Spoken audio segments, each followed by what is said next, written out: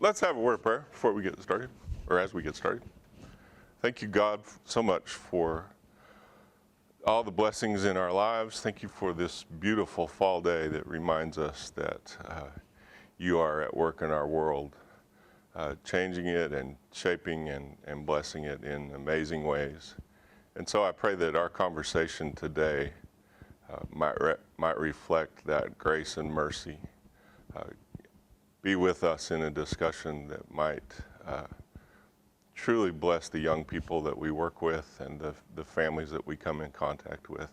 Thank you for the gift of sexuality, and it's our prayer that you'll help us to understand it and to be good stewards of that gift that you've blessed us with. In Christ we pray, amen. Well, I want to thank you for coming to this workshop. I didn't know it was going to be recorded, so we may have to go back and delete some of the things in the tape. This is a dangerous topic in some circles, but it's one that I think we need to talk about. So I want to move right into it. I am not a PowerPoint junkie. I really like just doing it in a Word document, partly because I never can get the words to fit right on the screen in PowerPoint. But also, and more importantly, if any of you want the file for this, I'd be glad to just email it to you. If you just shot me an email, I'll email the file right back to you. I do this in class a lot because students can just bring it up on their computer and take notes while they're listening instead of trying to type down everything I'm going to say as fast as they can. So you're welcome. I'd be happy to send you this file if anybody wants it. It is jholland@ecs.edu. And it's also on Emmanuel's webpage, jholland@ecs.edu. So my first paragraph, I want to be explicit about, I don't think we talk about sex at church very often. And we don't spend very much time thinking and discussing sexuality from a theological perspective. I want to do a little bit of that this morning. I think when we do have conversations about sex, we've tended to focus more on the moral prohibitions that we believe in, which is important conversation. But I think as a result, we may often fail to construct any kind of positive perspective of what a righteous sexuality might look like. I think it's a lot easier to have conversations about what it's not than about what it is. So that's what my focus is this morning. I want to encourage a conversation across generations, and I was very careful in all of my phrasing even for this presentation that we don't talk to teens about sex, we talk with teens about sex. And so I'm very interested in letting it be a conversation with them. And I also want to encourage in that conversation an emphasis on how sexuality is a divine gift, and as Christians we can celebrate it in a way that witnesses to a culture that's just out of control with its understanding of sexuality. So I have some assumptions that are important to me. One basic is that while much of our culture aggrandizes the topic of sexuality, I believe that sexuality is it's a part of our life, but it's not the sum of our life.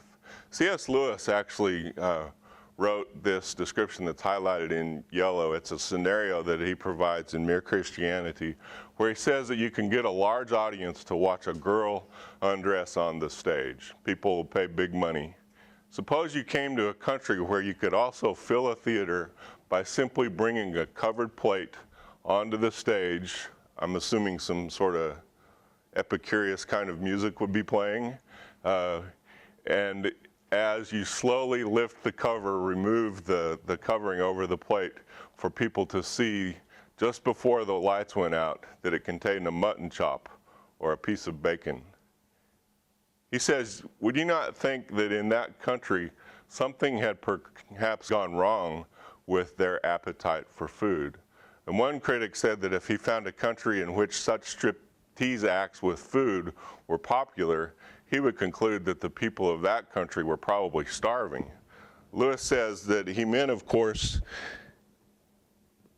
to say that he went, he said that the next step would be to find out whether in fact there was much or little food that was being consumed in that country. If evidence showed that a great deal was being eaten, then of course we would have to abandon the hypothesis of starvation and find another explanation. And so in the same way, before accepting sexual starvation as the cause of the striptease, we might have to look for evidence that there's in fact more sexual abstinence in our age, which I don't think any of us would argue, than in ages where things like the striptease were unknown. But surely he says there's no such evidence. So I think in essence what he's making a comparison to is that it'd just be crazy in a country if you thought that they were obsessed with food to find them just fawning over in a large audience this demonstration that's so engaging, and yet it still just doesn't seem right in some way or another. And I think in a lot of ways that's where our culture is with sexuality. We see it in every single thing all the time, and the message is that it is the sum of life. As a person now in my mid-50s, I'm always struck by the commercials that when in my 20s and 30s basically said, you got to get your body fit, you got to get six-pack abs, you got to be this perfect ideal image of a man to be sexually fulfilled. That's your goal in life. And now in my mid-50s, everything that is marketed towards me says, whatever it was that you didn't have, now you've lost it, and you need to try to get it back. And so I can buy Grecian formula to help my gray hair.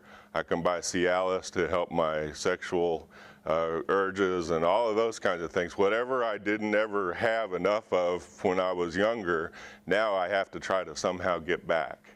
And the whole message is that fulfillment and the feeling of completion are going to come once you finally arrive at that. And it's all packaged as sex is the thing that will make you fulfilled.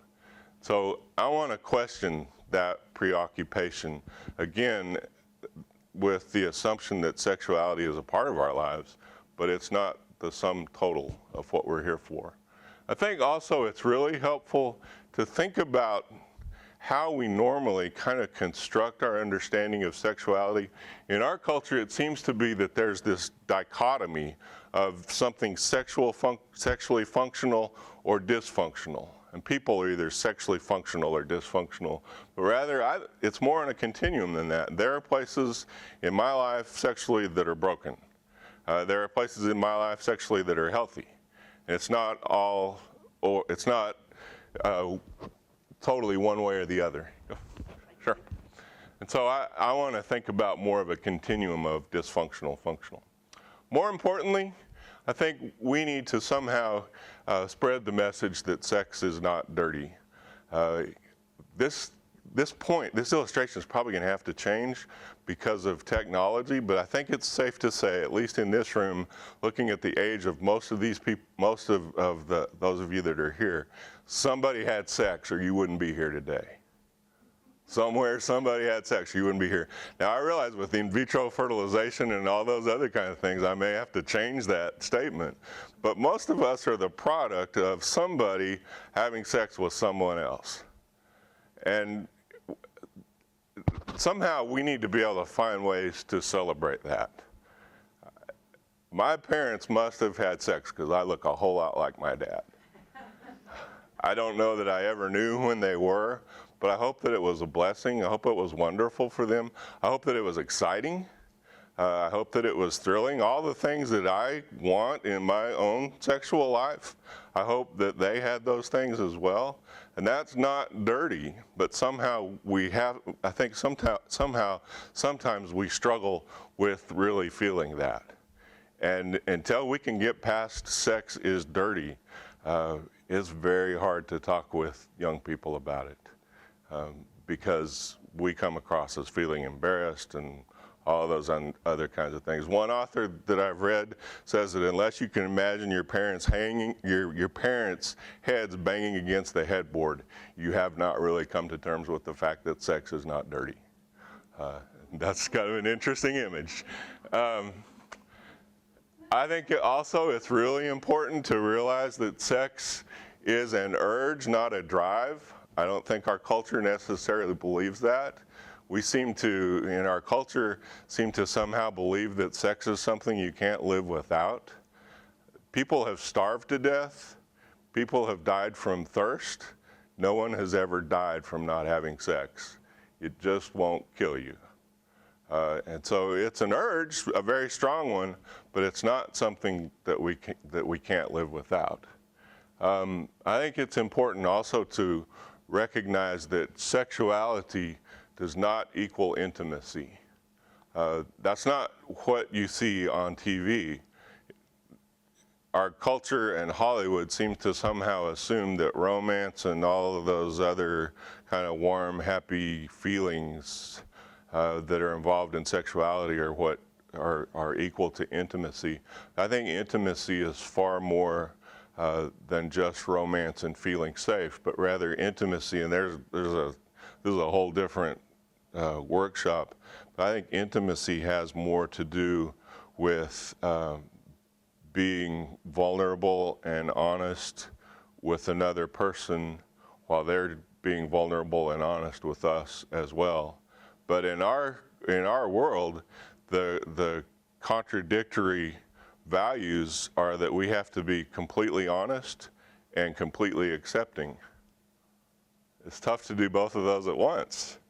If my wife's going to be completely honest, 100% honest with me, there are probably some things that she doesn't completely 100% accept.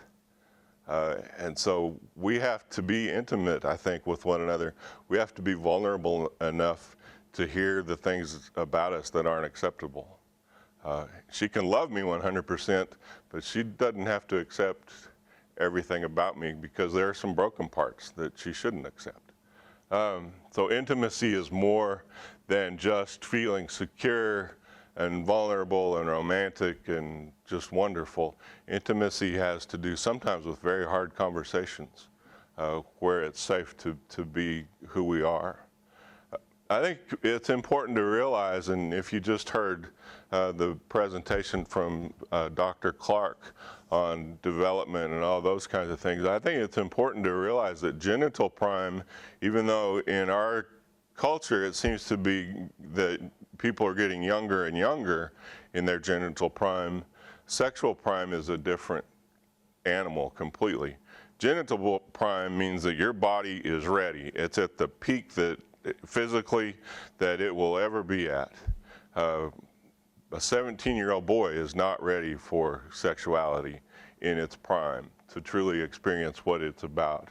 In fact, some people say that most people don't actually reach their sexual prime where they're able to be completely, wholly vulnerable, in touch with another person, have all of that stuff done in our lives, that doesn't happen until the 5th and 6th decade. So we still have something to look forward to. And I think it's important for all of us to realize that the largest sex organ in your body is your brain. That's where most things happen. Quickly, I think sexuality and intimacy are adult developmental tasks, and I'll say more about that in a while. And I think also that the dynamics of an emotionally committed relationship lead to a personal crucible. When we have committed ourselves intimately to be faithful, devoted to one person for our lives, vulnerable to them sexually for our lives, that creates adult developmental tasks that I think are what God intends for us, rather than just fulfilling our bodily urges. And I'll say more about that in a bit as well. So talking with teens then about sex. Some just beliefs that I have as we try to go forward and craft some way to respond to this question. I think it involves more than just talking about sex. It's more than just sit down, I've got to talk to you. I remember one person telling me one time that his sex talk was that he came home from school one afternoon and a book had magically appeared on his bed about boys and sex or something like that. He said, I never knew where it came from. I don't know who put it there. It was just there, and apparently it was what I was supposed to know. So I think talking with teens about sex is more than just sitting down saying, okay, we got to have the birds and bees conversation. Let's get this over as quickly as we can. It requires, and I should also say that it helps if you marry someone who is completely uninhibited and able to talk about anything. That's who my wife is, and so she's been really important in our family at, I think, creating a environment where we can just talk about it. And it's not a big deal where we're going to have a sex talk today. We're just going to be comfortable, and it's a part of our lives, and so we can discuss it. And I remember one time Samuel, our son, was about 9 years old, and we were on vacation and stopped at a gas station to use the restroom. If anybody's ever been in a men's restroom at a gas station, you're gonna know what I'm talking about. You can't stand at the urinal without thinking about sex, because there's usually a condom machine on the wall with some pretty creative kind of graffiti as well. And so I went into the bathroom first and came out, and Samuel followed me, and we went and got back in the van. And I just thought, you cannot be a 9-year-old boy, stand in that bathroom, see that condom machine, and not wonder what in the heck is that and what is it all about. And so when he got in the van, I just said, Samuel, did you notice what was on the wall in the bathroom?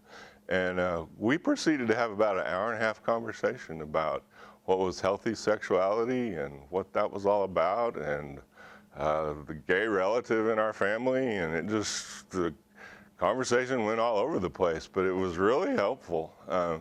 So I think just taking moments where we kind of break the ice and where we're not anxious about it.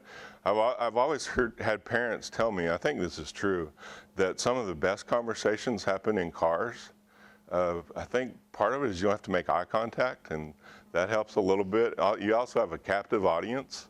But I think it's important to just make those kinds of conversations everyday discussions that we are just comfortable having.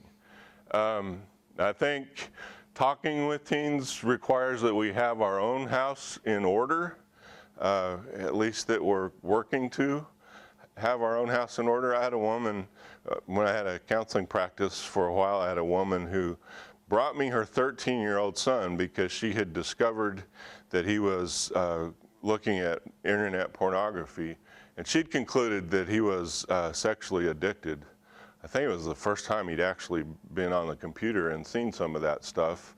Her reaction was, I felt, way out of proportion to what he had done, and was reinforcing his isolation in it all. We brought Dad in and just started talking about what it was like when he was a 13-year-old. And when he talked about sneaking off to the 7-Eleven to look at the dirty magazines, that helped to change the conversation. Because what his 13-year-old son saw was, I'm normal, this is natural, maybe that's not the best choice, but I can be real about the conversation.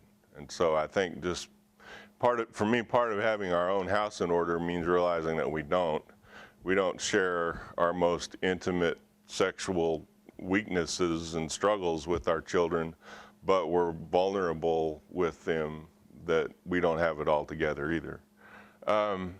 I think it obviously requires overcoming the anxiety of talking about it, which, if you're anxious about it, for me, you gotta sometimes, first of all, it's good sometimes to be nervous about something. We do a better job when we're anxious sometimes.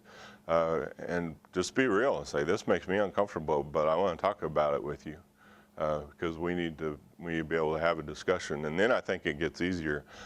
One of the things I have realized about young people in this day and age is they're talking about it. They're talking about it with their friends. It's misinformation a lot of times, but they're pretty comfortable talking about it boys and girls, and you know, the jokes that we used to tell just to the boys, they're telling in mixed groups, and just the age of taking the 6th grade boys to the auditorium and the 6th grade girls to the lunchroom and showing a film strip is over, because our kids are talking about it, and we need to be able to talk about it as well.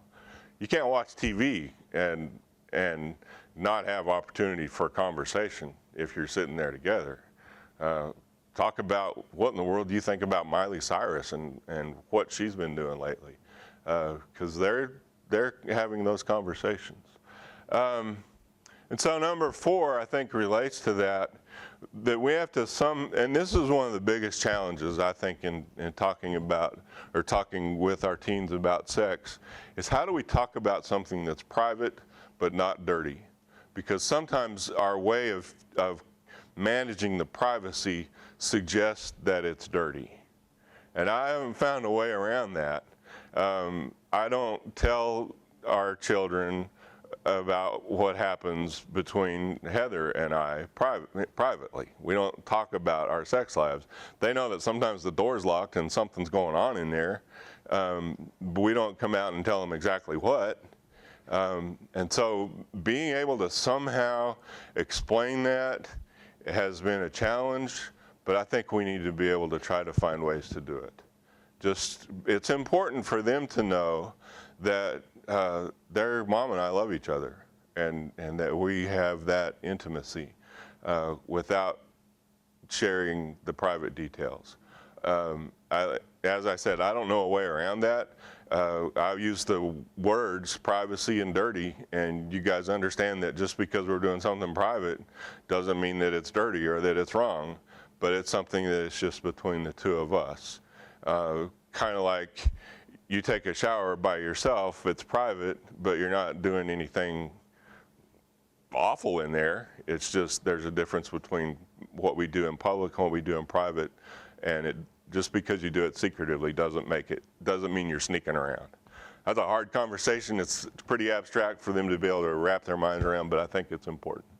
I think number 5 is where I want us to try to spend some particular amount of time this morning.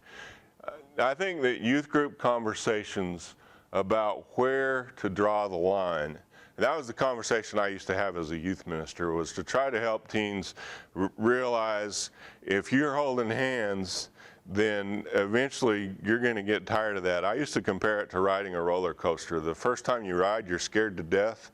If you ride it 15 more times, you're holding your hands up, and by the 20th time, you're hanging on with one hand and hanging over the side of the car, because you get desensitized to it. And I used to say the same thing happens sexually. The first time you hold hands, it's just, oh my gosh, it's the most wonderful thing in the world. By the time you've done that a lot, you progress toward more intense involvement with each other. And so I used to try to say, you gotta know where you're gonna stop, where you're gonna draw the line.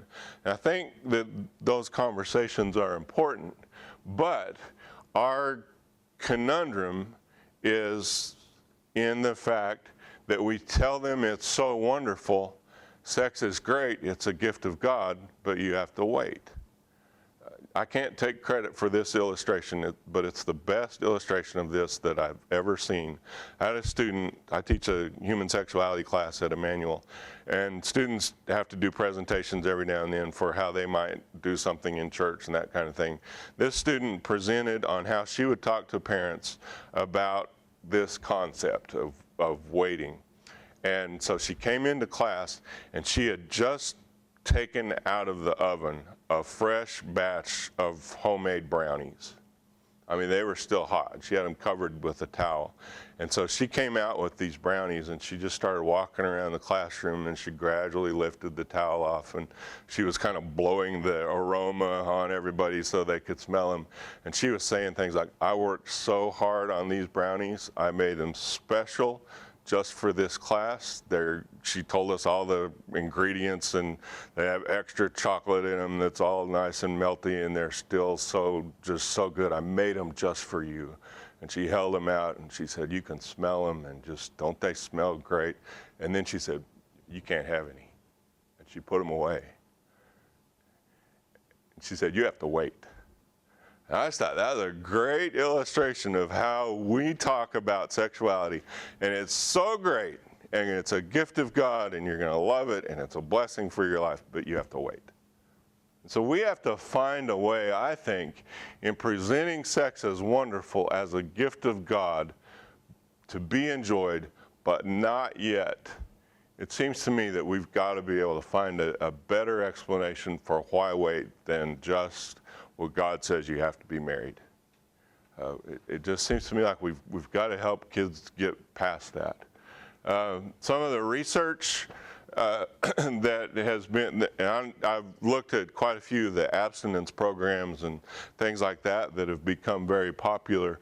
Some of the research is showing that to a certain extent, that message of abstinence, things like love weights and taking pledges for virginity and those kinds of things, seem to be successful to a certain extent. One study showed that teenagers who participated in these programs generally waited about 18 months longer than their peers before engaging in sexual activity. It's clear in looking at the research on this that those who want to promote abstinence programs are finding them to be more successful than those who think abstinence programs are not helpful. You get what you're looking for in research. But one of the things that one of the studies suggested was that teens who take the abstinence pledge don't actually have intercourse, but they're actually experimenting with oral sex and other kinds of things in more ways than those who haven't taken the abstinence pledge. Again, you find what you're looking for. For me, I think it's important to ask the bigger question about the emphasis on abstinence. One author says that with their emphasis on waiting, many abstinence programs overemphasize sex. That's a huge point for me, that in a sense they've turned it into a kind of holy grail that we have to discover in order to live fulfilled lives. In other words, it's the same message that our culture says about sexuality, that once you have this, once you've really arrived, then you're going to be complete and fulfilled. That in a sense, the abstinence programs have adopted that without offering anything more. And so this author says that in our sex-obsessed society, the focus on sex and marriage as the ultimate goal that everyone is waiting for can simply reaffirms this obsession. And this author goes on to say, is it any wonder then that many young adults decide that they cannot wait? And so my challenge for us this morning is to think about that idea. Is there something more that we can say than just, you're not old enough yet, or God says you have to be married? Why in the world, when their friends aren't waiting, why in the world should our young people? What do we have to say to them? I'm struggling with that. I think I would say they need to be a part of the discussion. We don't find an answer and provide it for them, but invite them to be on the search with us for a better answer. But some thoughts. I love what Stan Hauerwas says, and you might notice the title for his article over on the right-hand side, Sex in Public, How Adventurous Christians Are Doing It. Is a wonderful title. He says that what young people demand, properly demand, is an account of life and the initiation into a community that makes intelligible why their interest in sex should be subordinated to other interests. What they and we demand is the lure of an adventure that captures our imagination sufficiently that conquest means more than the sexual possession of another. Can we all be on some sort of adventure that is seeking that?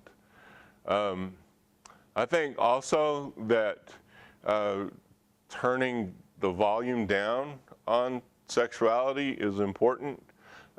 As I've been saying already, our culture makes such a big deal out of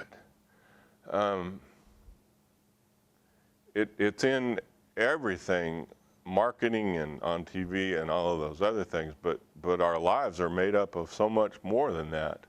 And so sex and marriage are wonderful blessings, but they're not our main focus here on earth.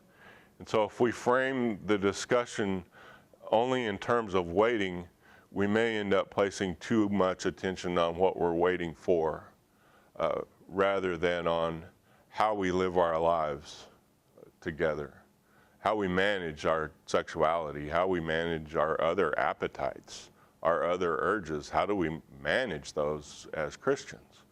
I think it's important to challenge the myth of the right one. Have you seen the and I'm sorry if anybody belongs to this organization, but the christianmingle.org dating site, what's their logo?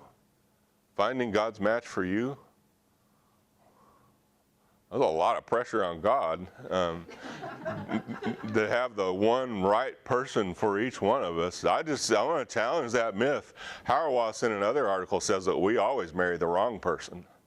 And that it's that person that God has, if God's chosen somebody for us, he's chosen somebody that's going to rub up against us and make us be different and help us to grow.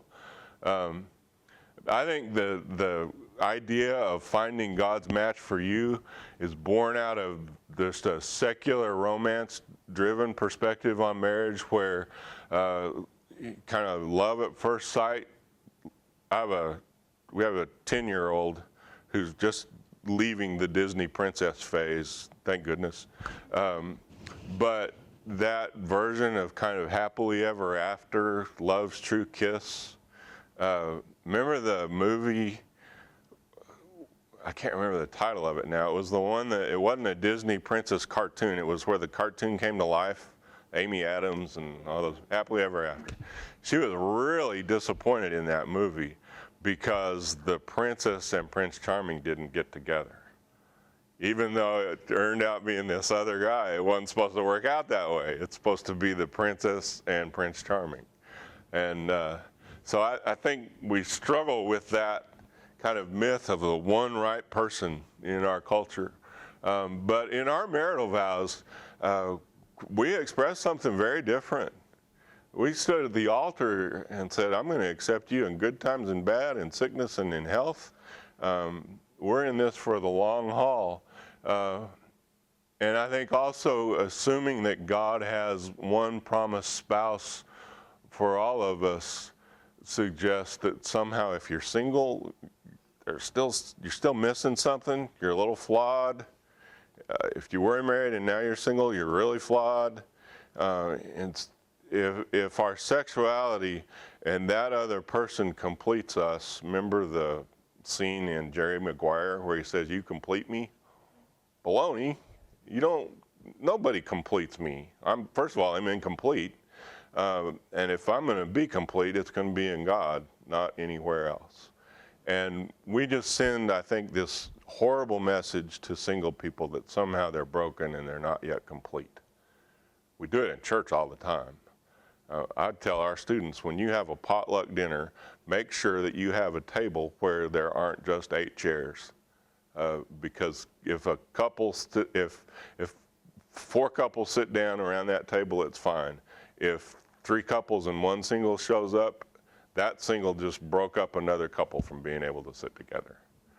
And we just send the message that in this church, you're whole if you have a partner, if you're a couple. If you're not, then you can go over here to this singles program where everybody else realizes that they're not complete yet, and so they're trying to find God's match for them. Instead of all of us being a part of this community. And so, rather than focusing on abstinence with all of there are positive connotations, but that there are also many negative connotations, I think, of just holding on until God rescues us from our plight of singleness. Perhaps we should think of Christians as full members of the community on this adventure. Fifth, And this may be a place where I hope offers some ideas for thinking with our young people more specifically about why wait, rather than just that you can't do that yet. We can try to help them think about God's protection and care for us and for our sexuality. And there are two of the 10 commandments that I think might be instructive here. Do not commit adultery and do not covet your neighbor's wife. What were those two commands about? Surely they're not about God doesn't want you to have any fun yet. There's more there. I think it's important to acknowledge that in the 10 commandments, all of them, part of what God was doing was creating a community that had these boundaries that protected the social relationships among those people. And so his main concern in kind of describing what sexuality could and could not be between people, to me seems focused more on healthy relationships between people than whether or not they're enjoying the good feelings. So I say that that is God's concern over our sexual expression. It appears to be less concerned with the fact that it's pleasurable and has more to do with harmful behavior toward others. In sex, in that act of sex with another person, we are at our most vulnerable, naked, bare state with another human being that we can possibly be. We know that it has emotional connection and meaning for us. We know that it has great, sometimes in our culture, I think we've tried to just make it a physical act, but we know that it's much more than that. And if you think about those two commandments, adultery and coveting another's wife, violate that relationship that those two people have. They violate the relationship that we have with ourselves when we somehow become involved in broken ways in expressing our sexuality. And so I said that in a sense, the sexual relational violations of cheating or infidelity or of using another represent, other than murder, which God also happens to be opposed to, one of the greatest acts of harm that we can commit against another soul. Notice 1 Corinthians 6, where Paul is talking about joining yourself with a prostitute and how that changes, in a sense, who you are as well. There's something about that act of intimacy and vulnerability that in human makeup is such a risky behavior that God wants to protect us from harm. And so I said harm done in this context can result in permanent scars that can drastically alter self-concept and our spiritual development. Lives are ruined. We all know of situations. Lives are ruined by adultery. And so God's concerns then seem to be about restricting sex to marriage, have less to do with keeping us from the forbidden fruit and more to do with God's reticence for us to prematurely give our heart to another person. We must be deemed worthy of this task. So waiting to have sex until marriage isn't the result of God somehow asking us to unreasonably suppress experiencing this wonderful gift that he's created for us, but rather the gift is so important and so special and has such enormous power in our lives that it's one that we wait and that we protect. Rather, we wait because we're undergoing a test of character, a maturing process to determine if we are, in fact, worthy of being the caretaker of a human heart. And I owe Richard Beck at ACU for a lot of those concepts. So, you know, I know that probably doesn't do it all, but that's a reasonable place to start with teenagers. What do these passages mean? Why would God want you to wait if it has this much influence in who you're going to be and in your life? And I think we can also, number 6, I think in this conversation, I see marriage as discipleship, not as I found the one right person that's going to make me happily ever after, but rather I found the person that sometimes annoys me more than any human being on this earth. And why in the world do I have those emotional reactions to her? Because she's having them to me too. And we just bump up against each other in ways that are formative and challenging and comforting. Clearly, God went and found me somebody that's not perfect because he knew that I wouldn't be able to handle it because I was so imperfect. But I think that myth of the right one means then, well, we're not getting along. I must have made the wrong choice. This isn't the right one that God had for me. Instead of marriage as discipleship, God brought this person in my life to shape me, to challenge me, to bump up against the stuff that's not right in me, and to help me be a better person. And over time, she hasn't been completely successful, but she's done the best she can. And so I think just kind of understanding that about marriage, the same thing is true for singleness. Perhaps God, at this point in your life, is expecting you as a single person to use this time in your life to be shaped in a particular way. Maybe God is at work in that. Rather than you, God will get to you once you find the right person. Then you can be complete. Maybe your completeness is taking place as a single. We don't have time to do it, obviously, today, but read some of the literature on celibacy. It has the whole idea of choosing to be celibate because of the shaping transformational relationships that it introduces a person to.